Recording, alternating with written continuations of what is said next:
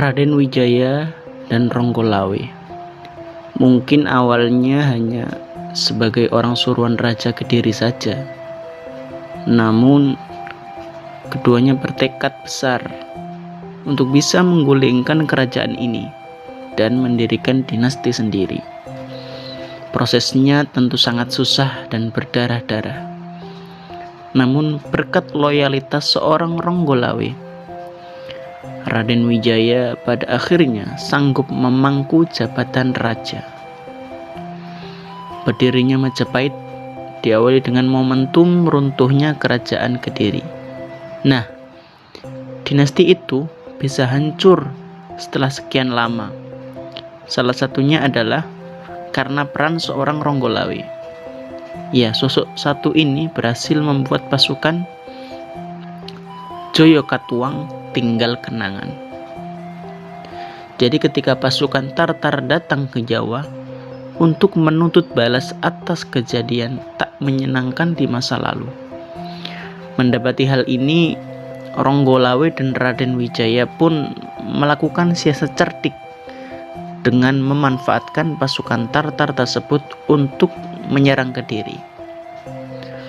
Strategi ini berhasil dan pada akhirnya meruntuhkan kejayaan Kediri.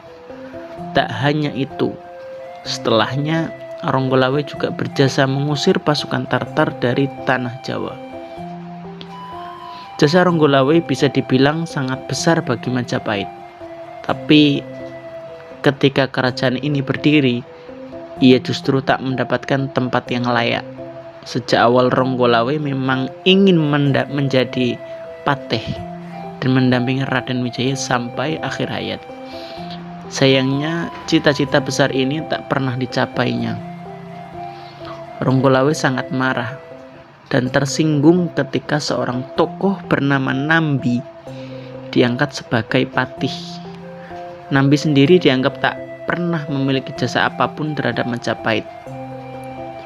Marah, Ronggolawe pun memprotes keras keputusan Raden Wijaya tersebut. Hal ini pun jadi awal mula dari akhir kisah hidup sang tokoh besar itu. Raden Wijaya sebenarnya sangat menyesalkan tindakan Ronggolawe. Namun, ia juga sangat marah karena protes yang dilontarkan sang teman dekat itu sangat menghinanya, hingga akhirnya diputuskan jika pasukan Majapahit harus memberangusnya. Di samping Ronggolawe memang sudah berniat untuk melakukan pemberontakan besar-besaran. Pertarungan antara Ronggolawe dan pasukan Majapahit tak bisa dihindarkan. Hingga akhirnya setelah duel mematikan, sosok pembesar Majapahit ini pun tewas di tangan pasukan dari kerajaan yang dibangunnya dengan susah payah. Kisah ini tercatat sebagai pemberontakan pertama Majapahit.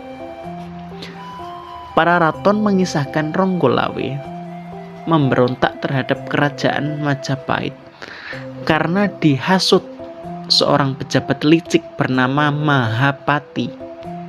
Kisah yang lebih panjang terdapat dalam Kidung Panji Wijayakromo dan Kidung Ronggolawe. Pemberontakan tersebut dipicu oleh ketidakpuasan Ronggolawe atas pengangkatan Nambi sebagai Rakyan Patih. Menurut Ronggolawe, jabatan patih sebaiknya diserahkan kepada Lembu Suro yang dinilainya jauh lebih berjasa dalam perjuangan daripada Nambi. Ronggolawe yang bersifat pemberani dan emosional suatu hari menghadap Raden Wijaya di ibu kota dan langsung menuntut agar kedudukan Nambi digantikan Suro. Namun Suro sama sekali tidak menyetujui hal itu dan tetap mendukung Nambi sebagai patih. Karena tuntutannya tidak dihiraukan, Ronggolawe membuat kekacauan di halaman istana. Suro keluar menasihati Ronggolawe yang merupakan keponakannya sendiri untuk meminta maaf kepada raja, namun Ronggolawe memilih pulang ke Tuban. Mahapati yang licik ganti menghasut Nambi dengan melaporkan bahwa Ronggolawe sedang menyusun pemberontakan di Tuban. Maka atas izin raja, Nambi berangkat memimpin pasukan Majapahit didampingi Lembu Suro dan Kebo Anabrang untuk menghukum Ronggolawe. Mendengar datangnya serangan, Ronggolawe segera menyiapkan pasukannya. Ia menghadang pasukan Majapahit di dekat sungai Tambak Beras. Perang pun terjadi di istana. Ronggolawe bertanding melawan Kebo Anabrang di dalam sungai. Kebo Anabrang yang pandai berenang akhirnya berhasil membunuh Ronggolawe secara kejam. Melihat keponakannya disiksa sampai mati, Lembu Suro merasa tidak tahan. Ia pun membunuh Kebo Anabrang dari belakang. Pembunuhan terhadap rekan inilah yang kelak menjadi penyebab kematian Suro